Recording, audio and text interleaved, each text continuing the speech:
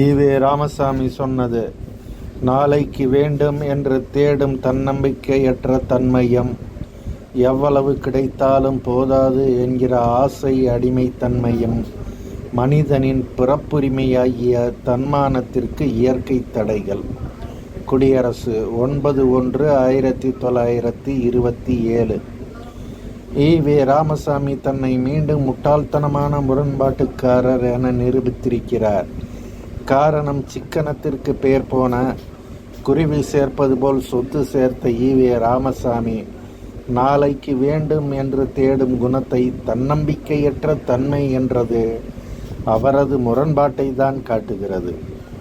ஊதாரித்தனமாக செலவு செய்பவன்தான் நாளை என்பதை பற்றி கவலைப்படாமல் அன்றாடம் சம்பாதிப்பதை அன்றைக்கே செலவு செய்து மறுநாளில் செலவுக்கு என்ன செய்வது என தெரியாமல் தலையை சொரிந்து கொண்டு நிற்பான்.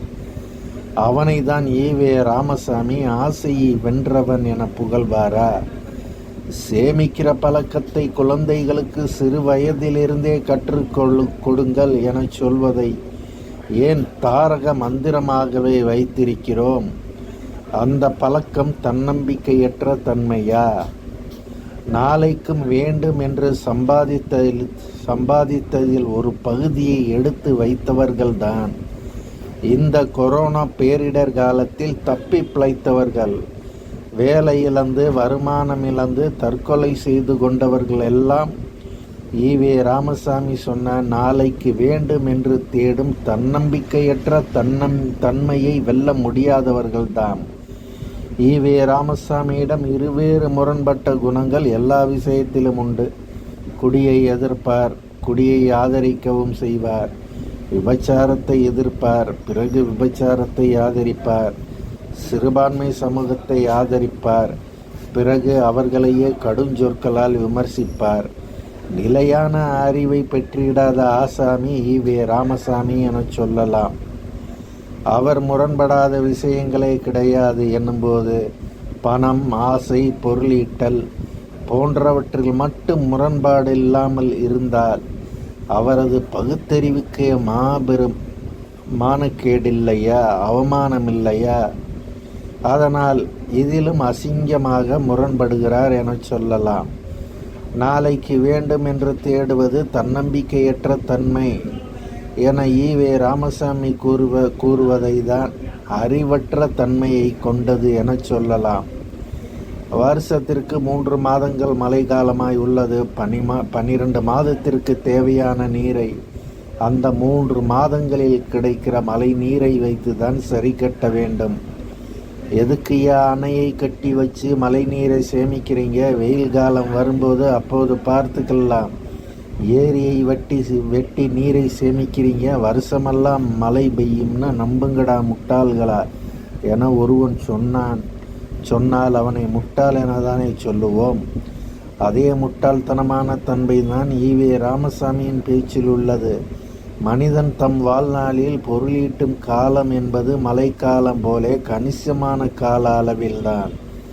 ஒருவன் தன்னம்பிக்கையற்ற தன்மையால் நாளைக்கு வேண்டுமென பொருள் தேடவில்லை. சில நேரங்களில் இன்றைய வாழ்வை போல் நாளைய வாழ்வு இல்லாமல் போகலாம். நாளை என்ன வேண்டுமானாலும் நடக்கலாம். நல்லா இருந்த மனுஷன்தான் திடீர்னு முடியாமல் போச்சு, ஆஸ்பத்திரிக்கு போனால் 2 லட்சம் காலி என கூற கேட்கிறோம். இம்மாதிரியான செலவுகளுக்காகத்தான் நாளைக்கு வேண்டும் என்று பொருள் தேடுகிறானே தவிர எவ்வளவு கிடைத்தாலும் போதாது என்கிற ஆசையினாலோ தன்னம்பிக்கையற்ற தன்மையாலோ அல்லது பொருள் தேடவில்லை. ஆனால் இது தெரியாத கூமுட்டை ஈவே ராமசாமி அடிமைத்தன்மை தன்மான தடை என்று அவன் வாழ்க்கையில் பிழை கண்டுபிடித்து சொல்கிறார். ஒரே ஒரு அணா செலவானதற்கே ஈவே ராமசாமி கொந்தளித்த கதையை வாசித்தோமே. ஆனால் ஈவே ராமசாமியின் சிக்கனம் தெரியும். ஆனால் அந்த சிக்கனத்தையே அடுத்தவன் கடைபிடித்தால் அதை அடிமைத்தனம் என விமர்சித்த பித்தலாட்ட குணமும் விளங்கும்.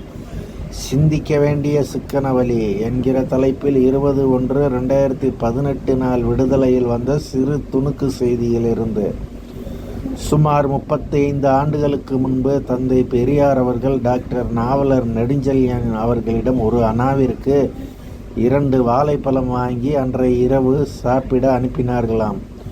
டாக்டர் நாவலர் நெடுஞ்செழியன் அவர்களோ மலிவாக கிடைக்கிறதே என்று ஈரனவிற்கு 5 வாழைப்பழம் வாங்கி தந்தை பெரியார் அவர்களிடம் கொடுத்தார்களாம். உடனே தந்தை பெரியார் அவர்கள், இன்றைய இரவு தேவைக்கு 2 வாழைப்பழம் போதும், அதிகப்படி 3 வாழைப்பழத்தை தேவையில்லாமல் வாங்கி வந்து காசை வீணாக்கி விட்டாயே என்று சொன்னார்களாம். இன்றைய இளைஞர்களும் இளைஞிகளும் சிந்தித்து பார்த்து சிக்கனமாக வாழ பழகிக் கொள்ள இதுவே சிறந்த வழி கடைபிடிப்பார்களா என்கிறது விடுதலை.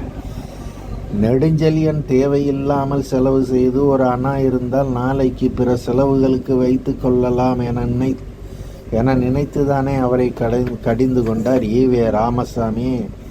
அதற்காக ஈவே ராமசாமியின் அந்த குணாதிசயத்தை நாளைக்கு வேண்டுமென்று தேடும் தன்னம்பிக்கையற்ற தன்மை என நாம் குறை கூற மாட்டோம். காரணம், நாம் ஈவே ராமசாமியை போல் முரண்பட்ட முட்டாள்தனமான பகுத்தறிவுக்கு சொந்தக்காரன் கிடையாது.